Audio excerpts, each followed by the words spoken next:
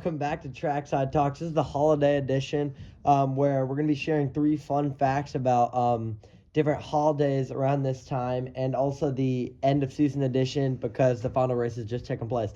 So I'll go first. Quick little fun fact for Hanukkah. In English, there are over 16 ways to spell it after it's translated from Hebrew. So yeah, that's a fun fact. Okay, fun fact about Kwanzaa, it's not a religious holiday. It is just a cultural celebration. Okay, and then I have a fun fact about Christmas. It's that the song Jingle Bells was first made to be a Thanksgiving song, but then got turned into a Christmas song later. Okay, well, that's just about all we have for you in that category, but now it's on to Formula One. The season is over. Lando Norris is the world champion. McLaren is the World Constructors champion. A great last few races to end the season. Max made things interesting. Oscar Piastri fell off a little bit, and Lando Norris just kept it consistent throughout the last couple races. In Abu Dhabi, we saw your guy, Esteban Ocon, get 7th ahead of Lewis Hamilton. Nico Hulkenberg with no points, and then my guy in 13th with no points, along with Kimi Antonelli.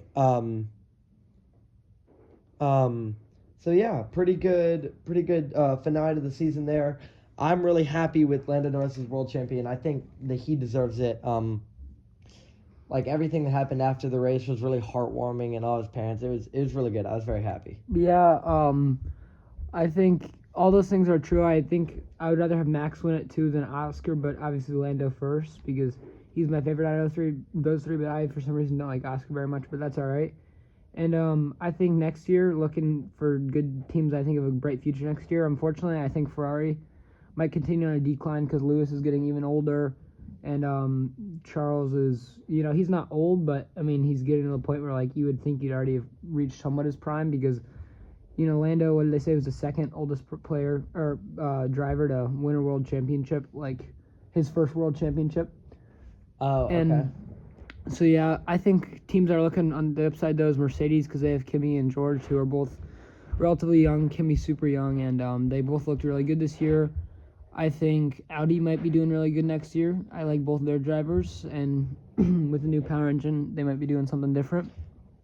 Yeah, I'm really interested to see what Audi can do next year because you're so right. They do have 2 very experienced drivers who just have gotten a lot of very impressive results in previous years.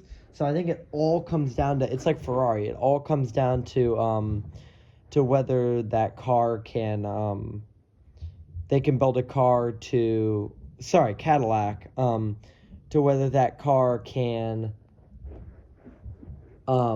perform or whether they can build a good first car. I mean, it's hard to come in and that first year you build a car that's competitive with some of the other teams, but I think if they are able to build a competitive car, they have the drivers available. And how do you feel about Alpine next year? Like, do you think they're going to be similar, like dead last, or do you think they're maybe looking on the bright side? I think they're going to be dead last. Well, unless Cadillac creates a car that's literally non-competitive, I think they're going to be dead last because they've been so unimpressive the last 2 years, and I think Pierre would be a good driver on most teams, but he's not even a good fit for that team, and obviously they can't find a good second driver, so I just don't think there's any upside for them. And same with Red Bull. I think that their stock will drop a little bit too. I think Isaac Hadjar is a good driver, but it's obviously hard to race in Red Bull's second seat, and Max is also getting older, like I've said. And I think we might actually see a Mercedes World Championship, like George Russell Drivers' Championship and Mercedes Constructors' Championship, I think, are both on the table.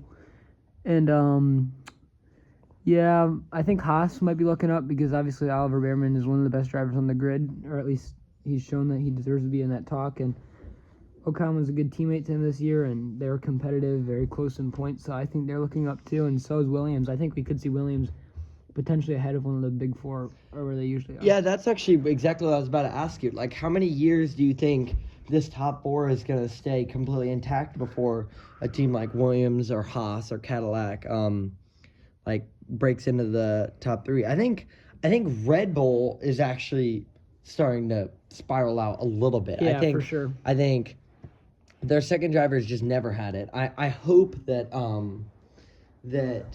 Isaac can handle it next year, but their second driver has just been historically not so great. And Max, I mean, he's still amazing. Don't get me wrong, but like everybody gets old sometimes. So I think Red Bull is fading a little bit. Ferrari, I think has. I understand that Lewis is getting old and Charles is maybe out of his prime, but I think that Ferrari has one of the best driver lineups on the grid, and that's not that's not refutable.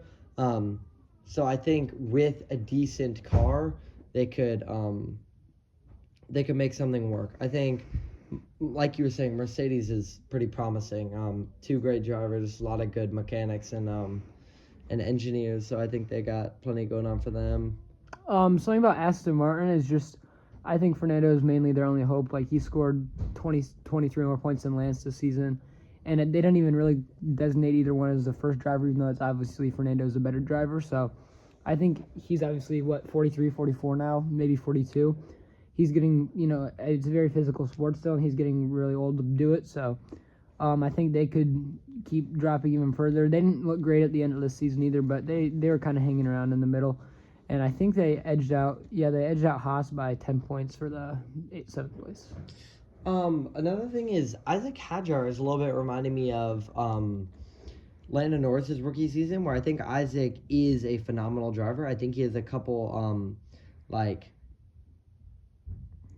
not fear, but just like a little bit of hesitation sometimes. Yeah. I guess just because he's new.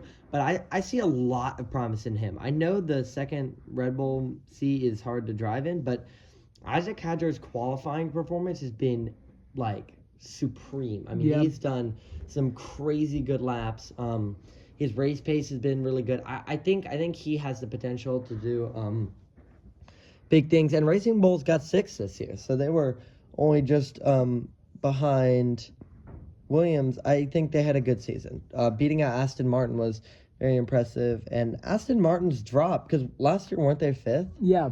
Yeah, so they've had a little bit decline in performance, but I think you're right. I think Fernando Alonso has kind of become their only hope, and I'm not sure. We'll see next year with all the Adrian Newey stuff, and just who knows. All right, so now we can make predictions for the top 5 constructors and top 5 drivers championship. Yeah, I like that. For next season, so I'll go first. I have Mercedes winning, then McLaren in 2nd, Ferrari in 3rd, Williams in 4th, and Red Bull in 5th.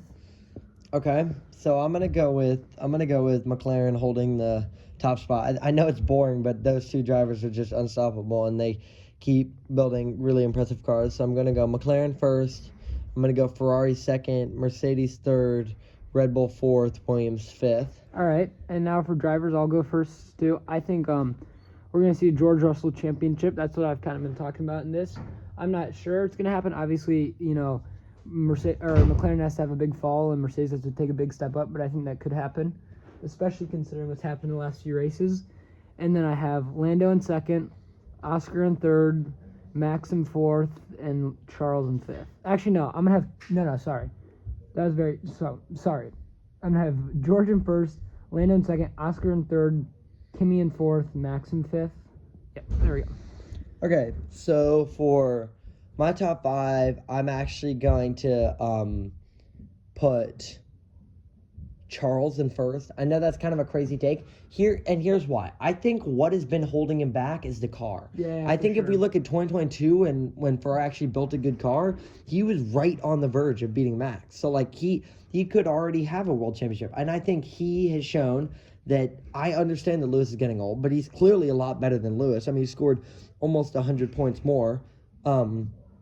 I think if Ferrari produce a really, really good car next year, he can take the championship. 2nd, I have Lando. 3rd, I have Oscar. 4th, I have George. 5th, I have Max. All right. And I don't have Lewis. I just feel like Lewis is I feel like he's in his head too much. I think if what I was saying is true and they can build a good car, then maybe he can start to gain some of his confidence back. But especially with the car they had this year, he just doesn't. He's lost his former mentality. Yeah, I'd agree. All right, so feel free to drop a comment and tell us what your predictions are for next year. Always want to hear from you guys. And also, just one other quick thing before we leave. Franco Colapinto, how do you feel about him? The only driver, well, I guess Jack Doohan and him, but no points this year. How do you like? What do you see happening in his future? Honestly, I don't think it really matters who they have in that second seat unless it's like a very experienced driver. I don't think it's really going to be possible for them to get any amount of substantial points above like 10th place, 9th place here and there. But I think it shows that it's not an easy seat to drive in, not even an easy team. But it shows how good Gasly is too. If he can score 22, and obviously they're rookies and they're young drivers, but he can outscore them by so much, even though it's such a bad car. But I don't know what his future holds, and I don't honestly know what the move should be for Alpine.